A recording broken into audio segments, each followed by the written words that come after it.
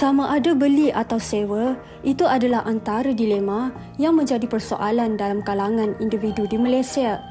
Membeli dan menyewa rumah mempunyai kelebihan dan kekurangan bergantung kepada kemampuan setiap individu. Memiliki rumah idaman dianggap sebagai satu kejayaan kerana sudah mampu untuk menggarap tanggungjawab besar, memiliki aset dan sudah bersedia dengan pelbagai komitmen yang besar dari segi kewangan. Namun, ada yang memilih untuk menyewa rumah. Menyewa bukanlah satu pembaziran wang, malah ia dapat membantu kewangan. Walaupun ada yang berpendapat menyewa rumah tidak akan menguntungkan dan hanya memberi pendapatan kepada pemilik rumah tersebut, tetapi tahukah anda terdapat banyak faedah jika terus menyewa? Memiliki kediaman sendiri bukanlah satu kemestian dan tidak juga salah untuk terus menyewa tanpa komitmen. Apa-apa pun, tepuk dada, tanya selera. Baik, itulah laporan untuk membuka perbincangan kita dan ternyata menimbulkan banyak persoalan, menimbulkan banyak dilema, tetapi kita juga bercita-cita besar dan mempunyai impian yang besar. Yana. Betul, dan saya yakin dan pasti anda semua pun mesti ada banyak soalan yang nak diajukan. Ya. Ayo hantarkannya ke Facebook kami, Wanita Hari Ini TV3, dan kalau sempat, insyaAllah kami akan cuba baca soalan-soalan anda. Baik, Farin, kita bersama dengan dua orang tetamu yang dah bersedia nak berkongsi tentang topik kita pada hari ini, iaitu beli rumah ataupun sewa rumah. Di sebelah saya yang pertama sekali kita bersama dengan Cik Nur Damirah Ismail. Khabar? Baik, alhamdulillah. Seorang yang pernah menyewa, kemudian membeli rumah. Betul. Kita nak tanya pengalaman Damirah nanti, macam mana perbezaan membeli dan juga menyewa rumah ni nanti. Dan ini seorang lagi adalah seorang yang sangat tepat untuk bersama kita pada hari ini. Perunding Hartanah yang banyak berkongsi ilmu-ilmu beliau bersama dengan kita, Cik Faizul Rizwan. Terima kasih bersama kita pada hari ini. Terima kasih. Terus segak kacak bergaya bersama kita, dan ternyata kita nak mendengar apa jua sekali yang nak dikongsikan pada hari ini. Baik, Yana, mungkin Yana tadi dengan saya ada banyak soalan. Siapa nak tanya? Okey, silakan Yana. Dulu. Okey, baik. Bila kita bercakap tentang konteks tahun ini, tahun baru 2024. Okey, adakah masih lagi sama dengan tahun-tahun sebelum ini? Kalau kita mengenali Encik Faizul, seorang yang sentiasa advocate untuk membeli rumah. Okey, tetapi untuk tahun ini, dalam situasi ekonomi negara, ekonomi dunia, petah lagi dengan peperangan yang berlaku dan mungkin ada sedikit sebanyak memberi kesan kepada ekonomi di negara kita sendiri, wajar ataupun tidak seseorang individu itu untuk membeli rumah ataupun sebenarnya lebih baik menyewa je lah? I think dia bergantung kepada fasa nombor satu umur mereka tu. Lepas tu nombor dua daripada segi nombor ataupun matematik dia. So contohnya mereka yang bawah pada 30 tahun tu biasanya mereka tu tak berapa suka komitmen jangka masa panjang. So for them dia akan cakap lebih suka menyewa. But normally I tak pernah jumpa lagi orang yang dah berumur 40 tahun, dah 20 tahun menyewa yang cakap aku sangat bersyukur aku tak beli rumah, aku menyewa dah 20 tahun tu. So far tak pernah jumpa lagi lah yang macam tu kan. So yang tu fasa umur. Right? Fasa umur. Nombor dua daripada segi matematik dia. So kita punya matematik tu adalah kos untuk menyewa versus kos untuk memiliki. Sebagai contoh, I think perbualan kita tadi banglo kan. So kalau nak beli banglo mungkin hari ini biasanya kat area Klang Valley ni sekitar 2 juta, 3 juta tu dah kurang. 10 hingga 15 ribu sebulan. Right? Kalau kos untuk menyewa 4 ribu berbanding dengan kos untuk memiliki 15 ribu, lebih baik menyewa. Sebab matematik dia adalah 50% minimum dia. So contoh kalau harga untuk sewa tu 8,000 tapi kos memiliki tu 15,000, kan dah lebih 50%. Lebih baiklah. Lebih baik beli. Satu panduan yang baik ni. Right? So sebab sewa tu takkan kurang. Dia akan naik. Over 10 tahun, 20 tahun tu. So might as well beli. But kalau contoh hari ni nak beli 3 juta, bayar 15,000 setiap bulan tapi nak sewa 4,000, lebih baik menyewa. Baik. So biasanya rumah mewah sebenarnya lagi best sewa. Okey. Rumah murah ni, apartmen low cost di bawah pada 500,000 ni lebih baik beli. So tu panduan in generic bila cerita pasal kawasan yang strategik lah. Baik. Sesuatu yang baru dan menarik lah. Betul. Sebenarnya tak pernah terfikir macam tu kan. Jadi 50% kalau lebih daripada tu lebih baik membeli. Lebih baik beli. Okey, kalau kurang daripada tu lebih baik menyewa. Betul. So tu panduan saya. So senang. Saya tak ada cakap geng ni lagi bagus pada geng ni. Betul-betul. Saya kira hari ini kita bukan nak dapatkan yang itu, tapi panduan yang tepat untuk kita semua sebenarnya. Okey, dan sebelum kita tanya kepada Damirah, saya nak baca komen oleh rakan kita di Facebook oleh Maya Muhammad. Saya nak jual rumah saya tapi tak laku. Terpaksalah menanggung beban dengan membayar bil air, api walaupun tak guna. indah water, maintenance fee, cukai pintu, cukai tanah. Okey. Oh, okey, saya faham. Tak apa soalan dia kat sini. Dia cuma Dilema berkongsi lah, situasi dia. Dia kata sebabkan dia membeli, jadi dia dah terikat dengan komitmen sebegini. Walaupun sebenarnya rumah itu adalah mungkin rumah kedua, rumah ketiga yang dia nak jual. Dia tak duduk pun. Oh, jadi dah rasa terbeban, Ya, dia dah nak rasa jual. terbeban. Tapi itu rumah kedua lah. Dia dah ada rumah yang pertama. Ha. Okey, ini satu persoalan yang menarik juga. Secara ringkasnya, Cik Faizul, Dia salah buat matematik waktu beli. So, matematik kita adalah kalau kita nak beli rumah tu, ni untuk panduan untuk nak beli rumah.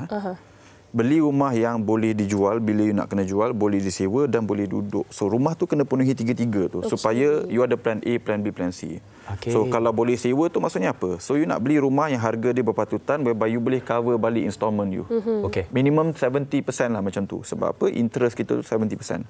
So sebagai contoh, you beli rumah katalah kondo pada harga RM400,000, RM500,000 kat kawasan KL. Tapi sewa boleh dapat RM2,500. So bila nak jual tu, ada je orang yang nak beli pada harga RM500,000 sebab dia boleh dapat collect sewa cukup untuk cover dia punya bank loan. You dapat beli rumah macam tu, tidak ada masalah untuk exit. So dia tak buat matematik dia. Dia dengar cerita beli rumah akan turun naik harga sampai bila-bila akan untung dan apa semua tu. So mungkin tersalah beli, tersalah langkah. Rumah komitmen RM3,000 sebulan, sewa boleh dapat RM1,500. So benda tu akan jadi beban. So matematik dia tak lepas. Lagi dengan kondo apa semua, dengan maintenance nak kena bayar dan sebagainya. Okey, tapi itu je persoalan menarik juga. Betul. Damira dia buat matematik dia tak? Damira macam mana? Difahamkan Damira menyewa Pada 5 asalnya. tahun. Betul. Kemudian baru membeli rumah. Betul. Mungkin boleh berkongsi pengalaman Damira. Apa yang membuat timbang tara penilaian pada awal sebelum membuat beli rumah tu dan sebagainya? Okey. First, sebenarnya memang daripada sewa rumah, dah target akan nak beli rumah. Sebab lama-kelamaan itu akan jadi aset kita. Okey, sekejap. Untuk memperjelaskan lagi supaya lebih dekat dengan penonton, Damira umur berapa, dah berkeluarga ke belum, supaya lebih boleh menggambarkan keadaan tu. Okey, umur saya tahun ni 32. Sama. Samalah. Sama tiba-tiba. Dah berkahwin, masuk tahun ni 6 tahun. Okey. Anak seorang, masuk tahun ni 4 tahun. Masya Allah. Okay. Dan bekerja sebagai IT consultant. Okey, baik. Saya buat SAP sistem. Okey, baik. Okey. So masa saya berkahwin, kita menyewa sebab kita tak mampu untuk itulah komitmen untuk membeli rumah itu lagi sebab gaji sangat kecil kan. So saya decide untuk menyewa. Okey, tapi kita dah letak dalam kepala kita satu hari nanti kita akan membeli juga rumah sebab kita nak something yang called asset. Untuk kita punya lah sampai bila kita nak menyewa kan. Okey, keputusan saya untuk membuat membeli rumah tu ada beberapa faktor. Okey, pertama gaji dah mampu untuk membuat loan. Okey, kedua saya dah mempunyai anak. Jadi saya tak nak kalau untuk mindset saya lah, saya tak nak anak saya membesar di rumah macam apartmen. Dia tidak bebas untuk tak landed lah. Untuk pergi ke dia tak luas lah, tak cukup untuk dia punya ni lah. Unless kalau kondo besar ke itu lain punya kes lah. Okey, yang ketiga saya tengok kawasan. Pada masa saya membeli itu sebab tu PKP. Jadi dia ada beberapa offer dan diskaun pada masa tu. Oh, masa tu banyak offer tu. Ya betul, rebate kan. Jadi saya ambil peluang tu untuk saya membeli. Tapi saya tengok jugalah kawasan, dia punya developer dia siapa untuk mengelakkan kena tipu. Yes, kena tipu ataupun separuh jalan tergendala. Lepas tu saya ada juga tanya pendapat pada orang yang berpengalaman lah. Contoh seperti ibu bapa kita yang pernah beli rumah beberapa kali kan. Jadi kita minta nasihat pada mereka dan juga kalau macam saya ada kenal orang-orang yang tahu tentang developer, tentang kawasan, macam mana okey ke. Itu pun saya ada tanya juga sebelum saya decide. Saya suka dengan apa yang Damira kongsikan. Matematik dia buat, Cik Faizul. Matematik dia A+. Kawasan dia gaji. Kawasan dah gaji, duit dah cukup, mampu dan sebagainya. Ada long term plan. Jadi, dan sekarang gembira bersama dengan keluarga. Perasaan dia, okey. Beli rumah mungkin lebih banyak perlu berfikirlah nak bandingkan dengan sewa. Sewa kita bayar bulanan, deposit, settle kan. Beli rumah kita kena cek defect, cek semua benda apa masalah rumah kan. Tapi saya suka sebab saya boleh hias apa saja yang saya mahukan dan saya nampak future saya untuk anak-anak saya. Dan saya rasa lebih senang lah bila rumah tu kita punya sendiri walaupun belum lagi kan sebab kita ada. Nak ketuk dinding pakai paku pun tak risau lah. Rumah sendiri. Rumah itu Ana yang punya. Okey, ini satu lagi perkongsian pengalaman daripada Yunus di mana beliau mengatakan bagi saya yang sudah tidak mempunyai waris ini menyewa adalah pilihan terbaik untuk mudah pindah. Sebab bila beli rumah sendiri kita stuck dengan kebarangkalian perangai jiran yang tak apa ni saya tak pasti sampai ketua tak semak sampai ketua. Okey, ini sebenarnya satu lagi persepsi yang berbeza Yana. Betul. Yang mungkin kalau katalah timbul ada pendapat sebegini. Bagaimana sebenarnya pasal hari ini Cik Fazul kita bukan nak kata betul beli rumah salah sewa rumah, tetapi bergantung kepada keperluan dan kehendak masing-masing. Jadi macam mana kita nak menentukan ni? I think it's quite normal hari ni bila you tengok macam perubahan kan. Kalau macam dulu banyak orang, for example bila dia career okey apa semua tu, the dream is tu ada banglo kat PJ apa semua tu, rumah besar 7 bilik, 8 bilik. Ya. Harapan dia is that anak-anak boleh besar kat rumah bertanah apa semua tu and you boleh buat kenduri apa semua tu. But the reality is that bila kita dah sampai ke fasa 50-an ataupun 60-an, benda tu akan jadi semak. Bayangkan anak-anak semua dah besar, dah kahwin, dah masuk universiti apa semua tu, you berdua je dengan your pasangan. Rumah besar tingkat pula, nak kena manage pula tu dengan security tak ada apa semua tu. So saya pernah ada kawan yang whereby dia pergi melancong overseas 3 minggu, rumah banglo besar ni kat PJ ni. Pergi melancong overseas 3 minggu, perompak tu pecah masuk rumah dia 2 kali. So masuk kali pertama rasanya dia nampak benda yang dia suka tapi dia tak ambil macam pasu tu. Dia pergi masuk balik lagi sekali.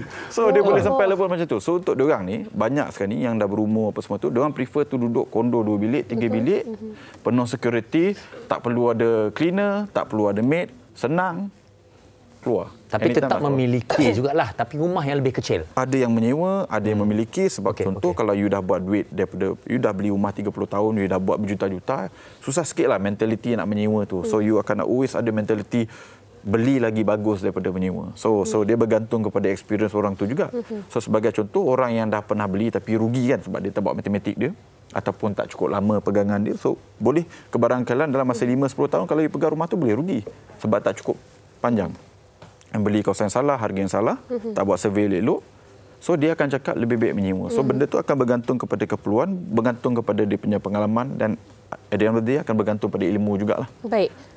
Dan Cik Faizul, mungkin Cik Faizul boleh tambah sedikit. Apa yang dikongsikan tadi itu adalah kita dalam kehidupan kita ni kita ada fasa-fasa kehidupan kita. Kita mula bekerja fasanya lain. Betul. Kita sudah bekerja mungkin 5-10 tahun yang pertama tu lain. Dan masuk tahun 20 tahun kemudiannya itu lain pula dah fasanya. Dah kahwin, nak masuk anak 2 pun lain. Bila anak-anak dah besar pun lain. Kemudian macam Cik Faizul katakan tadi, okey mula-mula mungkinlah kita fikir okey rumah besar 4-5 bilik sebab nak anak-anak besar sekali dengan kita. Betul. Bila anak-anak dah besar, mereka pula akan keluar daripada rumah tu, dah jadi bebanan kepada kita untuk tanggung. Betul. Tetapi okey sahaja, betul tak? Sekiranya untuk fasa kehidupan yang 20-30 tahun pertama itu memiliki rumah yang besar. Kemudian ada impian dan cita-cita untuk pindah ke rumah yang lebih kecil sedikit. Mungkin pada waktu dan ketika itu, bila kita dah berusia sikit, okey je untuk menyewa. Apa pendapat Cik Faizul? Tak ada masalah. Dan bagi saya yang lebih bagus adalah you menyewa dulu sampai you dah tahu apa yang nak buat, your level of commitment, dah ada family dan apa semua tu. Biasanya dah ada family tu tak patut menyewa sebab kita dah dengar banyak cerita ada staff yang whereby parents menyewa umur 20 tahun pun boleh ada drama whereby tuan rumah halau keluarga kan. Betul. So dia benda tu akan jadi stres lah. Right? And rumah kat bandar ni dia takkan jadi makin murah. Betul. Dia akan terus jadi makin mahal. So benda tu is orang cakap nature lah. So fasa 20-an tu okey lagi untuk menyewa. 30-an hingga 40-an tu you nak memiliki. Lepas tu umur 40-50 tu you boleh decide. Rumah yang ada tu you sewakan, lepas tu pergi duduk rumah kecil. So you dah dapat duduk for free. Macam contoh kan. Today my relationship status dah bertukar in the last 2 tahun. Hari ni saya menyewa. Saya ada banyak rumah. Hari ni saya menyewa. Tapi sewa rumah saya tu bukan saya yang bayar. Dibayar oleh aset-aset lain. Okey. So itu bagi saya cara paling optimum lah sebagai pelabur kan, orang yang kedekut tak nak keluarkan duit sendiri untuk sewa rumah mahal ni kan. I nak duduk tempat best tapi I nak duduk for free. So I akan suruh aset lain tu tolong bayarkan. So I jenis yang macam tu. Okey, ini salah satu strategi jugalah sebenarnya. Strategi dia bergantung pada fasa hidup tu, bergantung pada keperluan waktu itu dan juga bergantung pada ilmu. So banyak orang hari ini, contoh anak dia teenager, elok duduk rumah landed. Sebab dia orang perlukan space besar untuk mainan apa semua tu. Tapi kalau anak tu kecil-kecil, apartmen lagi okey sebab security. So dia macam tu. Keperluan dia jugalah. Contoh kan, mungkin pasangan selalu travel kan. So wife duduk seorang-seorang kan. Nak duduk rumah landed ni dia takut kan. So benda tu semua tu dia tak ada cara betul, tak ada cara salah. Dia bergantung kepada kebetulan, dinamik keluarga masing-masing, support system yang ada orang benefit, ada family dekat, ada orang memang tinggal seorang-seorang dengan anak je. So bahagian tu semua tu dia tak ada cara betul, tak ada cara salah lah. For me tak ada benda lah kita nak judge orang kau bodoh menyewa ataupun kau bodoh membeli, tak ada. Betul. Yang penting bukan one tu, size fit all lah. Yang penting matematik tu. Okey, tak nak rugi lah. Okey, kita nak tanya pengalaman juga dari seorang pemilik rumah. Okey. Sebenarnya saya pendekkan cerita. Kalau menyewa ni antara yang kita takuti tadilah kan tentang kena halau, kemudian kita tak ada kebebasan dan sebagainya. Tapi mesti bila kita dah membeli rumah ni ada juga rasa risiko kita, rasa juga tekanan mungkin bukan nak nakut-nakutkan tau. Kadang-kadang macam kita, saya sendiri pun kadang alamak macam ni kalau satu hari kita bekerja sendiri dan sebagainya, tak mampu dan sebagainya. Apa mungkin cara-cara kita nak mengurus risiko dan juga merancang jangka masa panjang ni? Okey, itu pada pendapat saya lah. Bagi saya kalau saya ada komitmen, contoh komitmen yang macam rumah tu aset tu, dari situ kita sentiasa berusaha untuk majukan diri untuk lebih dan lebih. Jadi macam saya bekerja dengan company. Jadi kalau macam kita tengok setahun, 2 tahun, 3 tahun, dah 5 tahun tu kan, kita tengok macam mana progres kita, progres skill kita, progres gaji kita ke contoh dari situ kita boleh okey tak boleh ni anak aku dah makin membesar dan kita perlukan duit untuk sekolahkan anak. Dan kita perlu tampung rumah, kita punya komitmen makin besar. Jadi dari situ saya dan suami saya push diri untuk lebih. Jadi kita fikirlah kat mana kita boleh cari lebih dan mana kita boleh cari lebih. Kadang-kadang ada orang dia tak buat satu kerja saja. Betul. Dia ada buat kerja part time, contoh balik kerja dia buat Grab. Tambah isi rumah kan. So dari situlah kita orang sentiasa mengiralah apa keperluan dan apa yang kita patut capai. Betul. Dan saya rasa planning itu juga memainkan peranan yang cukup penting. Kadang-kadang bila kita membeli rumah ini, kita dah terikat dengan kita perlu berada di situ. Kita perlu bertapak di situ untuk berapa lama. Kalau lama baguslah sebab memang itu rumah yang kita dah beli, jadi kita tidak akan ke mana-mana. Tetapi sekiranya perancangan itu mungkin nak duduk 2 tahun, 3 tahun, kemudian nak berhijrah ke tempat lain dan menjadi masalah lah mungkin untuk macam mana nak jual ke rumah ni, nak itu sewa yang tadi ke rumah ni. Cik Fazul kata lokasi tu penting. Lokasi high demand maknanya tak ada masalah nak sewa ke jual ke kan. Betul. Dan sebenarnya kita tanya kepada Encik Faizul, nak baca juga komen oleh Khalijah Hanif yang berkata tak salah terus menyewa. Tapi itulah rasa macam tak lengkap hidup tanpa rumah. Tapi di Holland mereka suka sewa, suka pindah-pindah. Kan ada kelainan. Boy, Kak Khalijah jauhnya sampai ke Holland. Rujukan dia sampai ke Holland Betul tu. Tapi itulah Encik Faizul. Mungkin konteks setiap orang ni berbeza-beza kehidupan dia kan. Jadi untuk menjawab persoalan kita pada hari ini, adakah kita sendiri individu seseorang individu ni untuk menjawab persoalan adakah aku patut membeli ataupun adakah aku patut menyewa, apa antara soalan-soalan yang perlu kita tanya diri kita dan kita perlu jawab soalan-soalan ni sebelum membuat keputusan? I think nombor satu tu, I think from a context of today, the question tu you okay ke tak okay dengan komitmen? Okey. Sebab ada orang yang betul-betul takut dengan komitmen. So orang yang takut dengan komitmen ni dia akan takut semua komitmen. Baik. So beli rumah ke, nak kahwin ke, semua tu akan perlukan komitmen. So I would say menyewa ni macam you boyfriend girlfriend. Beli rumah is suami isteri. Halal. So it's long term punya komitmen, it's a 35 tahun punya komitmen. So akan ada orang will have commitment issues yang memang takkan buat benda tu. And for them it's perfectly okay to rent walaupun dia akan bayar 2, 3, 4 kali ganda lagi mahal. Ada possibility lepas 50 tahun masih sedih menyewa kan, walaupun tak ada aset apa semua tu. So daripada segi persediaan tu, nombor satu I think kena fahamlah fasa dengan situasi. Nombor dua, I think is ilmu. Ilmu tu sangat penting sebab bila you ada ilmu, you boleh beli rumah tu tanpa modal. So you tak perlukan modal banyak pun. Nombor tiga tu Zat, bila you beli rumah yang ada ilmu, ada plan A, plan B, plan C. Boleh sewa, boleh duduk, boleh jual. So even if you have commitment issue, you akan ada pilihan. Kalau you nak menyewa, you tak rugi. Kalau you nak jual pun, you tak rugi. Sebab you dah beli rumah tu pakai ilmu. Alright, so bagi saya benda tu sangat penting. Hari ini kalau saya nak beli apa-apa property, saya tak akan beli property yang cuma boleh orang cakap guna pakai untuk satu tujuan je, which is duduk sahaja. So kalau yang macam tu, saya akan sewa. Okey. Sebab saya pun nak flexibility tu. Mana tahu lepas 2-3 tahun tu saya nak pindah duduk kat Bali ke, dah malas nak duduk kat Malaysia. Tadi Holland ni Bali. Dekat sikit. Tengok baju. Sejuk. So the other thing, bila cerita pasal orang dekat Eropah dan apa semua tu, nombor satu, rental dia tu dia terkawal. So kerajaan tu dia akan kawal harga sewa. Ada banyak insentif untuk orang tu tidak menyewa. So hari ini kalau you tengok dekat market macam Jerman, bawah pada 40% daripada orang kat sana tu memiliki property.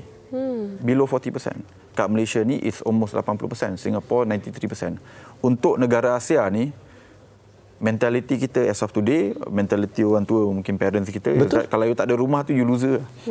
Betul. Ya juga. Itu saya cakap awal tadi tu. Betul lah. Betul. Laki kan. Kalau kita ada rumah ke belum? Nak meminang orang kan. Mesti parents akan tanya, dia ni Kerja rumah apa? ke tak ada, kerja apa? Rumah ke tak ada kita. Kerja ke tak? Rumah dah ada ke belum? Ini soalan wajib tanya. So kalau you tak ada kan, kita tak ada rumah, tak ada kerja pun tu a bit susah kan. So that's just the reality. Kalau kat Asia ini, kat negara sana tu dia tak payah kahwin pun tak apa. Kan, duduk sama-sama untuk 40 tahun pun tak ada masalah. So mentality tu sangat berbeza, culture tu sangat berbeza. So tak boleh nak just tiru dan cakap benda tu boleh apply kat sini. Baik. Okey, Damira, kita nak tanyalah. Okey, ini realitinya lah sekarang. Kalau kita orang memperkatakan tentang harga rumah yang mahal, rumah tinggi, tapi akhirnya seperti Damira juga memang nak memiliki rumah kan. Jadi sebenarnya kalau bagi mereka di luar sana lah, mungkin yang seusia, mungkin lebih muda kan, apa nasihat terbaik untuk memasang cita-cita dan juga membuat perancangan di dalam keadaan yang kita rasakan mungkin orang kata ni rumah-rumah dah semakin mahal, cabarannya semakin meningkat, bagaimana tapi tujuannya tetap satu juga, nak memiliki rumah. Okey. Bagi saya kena pandai bezakan keperluan dan kehendak. Okey, contoh sebab saya tengok ni pemerhatian daripada saya punya age jugalah, punya umur jugalah. Kebanyakan orang muda sekarang dia dapat kerja, dia terus tukar kereta. Kereta Honda yang mahal tu kan. Jadi kita dah betul jadi dia punya gaji dia tu dia dah spend tu kenderaan. Jadi untuk dapatkan gaji yang lebih untuk membeli rumah tu agak lambat sedikit. Dia kena dapat gaji lebih tinggi daripada yang orang lain yang tak ada apa-apa lagi. So bagi saya bezakan yang mana kita perlukan dan kehendak. Tapi kalau macam Cik ni cakap tadi, Cik Faizul cakap tadi, kalau kita memang nak menyewa sahaja dan tak apa, kita boleh beli yang kita hendakkan. Tapi kalau memang kita matlamat kita untuk membeli, kita kena bezakanlah. Kita punya ni, macam saya, awal saya kerja, saya beli kereta second hand. Second hand. Sebab kereta kecil, pemikiran dia adalah kereta kecil nanti kalau nak balik kampung bersama husband, baju tak muat dalam bonet. Jadi kita boleh second hand tapi kita beli sedan. Jadi dia punya komitmen dia tu kuranglah daripada orang yang kereta baru 13 tahun nak kena bayar. Matematik. Kan betul lah. Dia saya kemampuan nak diri ukur baju di badan sendiri. Kan? Betul. Perkongsian yang baik daripada Damira dan mungkin Cik Faizul di hujung perbincangan kita ni kan. Banyak dah yang Cik Faizul dia bestnya kerana topik kita ni tak ada yang betul, tak ada yang salah. Betul. Dia bergantung kepada apa yang kita fikir dan kita perlukan sebenarnya. Jadi konklusi terbaik untuk perbincangan kita pada hari ini, nak membeli ke nak menyewa? Macam mana? I think kalau macam cerita tadi, kalau dia dalam fasa yang dia tak tahu lagi dia nak apa, belum calon pun tak ada lagi, belum tentu akan berkeluarga, maybe dan takut komitmen, lebih baik menyewa. Dia akan ada banyak flexibility untuk tukar kerja dan apa semua tu. kalau nak beli rumah, saya memang sarankan penuhi 3 kriteria ni. Boleh sewa, boleh duduk dan boleh jual. So maksudnya tak beli pada harga atas pasaran, nak jual, boleh jual tanpa rugi. Kalau kena pindah kerja, kan? Kalau dah tak ada keperluan kat situ. Ada contoh, klien saya, dia kerja kat Singapura. Okey. Right? Harga sewa kat Singapura dah naik 60% dalam masa 2 tahun. So dulu 2,000 Sing dollar, sekarang ni dah jadi 3,500, 4,000 Sing dollar. So apa dia buat? Dia beli rumah kat Johor tu dengan kita. Rumah tu ada 4 bilik. Dia duduk 1 bilik, dia sewakan lagi 3 bilik tu. Ni orang bujang. Sewa pada 3 bilik tu cukup untuk cover semua keseluruhan kos tu. So dia dapat duduk for free. Oh, dia suruh orang bayar rumah dia. So wifi dia pun orang bayar. Saya ada extra 200-300. So lepas duit minum kopi tetap bulan tu. So benda-benda macam ni benda yang you boleh buat bila you ada ilmu and you ada plan, right? So you beli rumah yang boleh sewa, boleh duduk, boleh jual. So you tak nak duduk tu, you sewa pun untung. You nak jual pun you tak rugi. And more importantly, bila you punya status dah bertukar, komitmen dah tinggi, dah nak ada family, you dah ada rumah siap-siap. So bila orang tanya, jumpa kan, calon kan, dah ada rumah ke belum? Dah ada 3. Oh, steady bro. 2 lagi tu orang lain bayarkan. Bayar penyewa lah. Bapak dia terusannya, bila tarikhnya? Okey, saya kira sebenarnya ini apa yang Cik Fazrul ulas tu ada yang antara yang terbaik di mana flexibility lah. Kita anggap flexibility, ilmu dan kira-kira, dan kita juga harus tahu apa yang kita mahukan dan hala tuju kita sebenarnya. Betul. Dan kena ada konsistensi dan juga plan yang baik. Bincang baik-baik dengan pasangan anda. Okey, baik. Kita nak ucapkan terima kasih kepada Damira dan juga untuk Cik Faizul Rizwan atas perkongsian pada hari ini. Banyak sebenarnya ilmu-ilmu bermanfaat yang saya rasa kita berdua pun excited juga. Banyak soalan kami ni sebenarnya ni. Excited dengan topik hari ni. Rumah awak itu dah jual lah? Belum lagi. Nanti saya tanya Cik Faizul lah. Okey, apa pun kami harap ini memberikan pencerahan dan juga ilmu kepada anda untuk hari ini. Dan kita selesai untuk topik kita. Tapi sebentar saja lagi kita akan kembali dan berhibur bersama dengan Projector Band. Kita berehat seketika. Jangan ke mana-mana.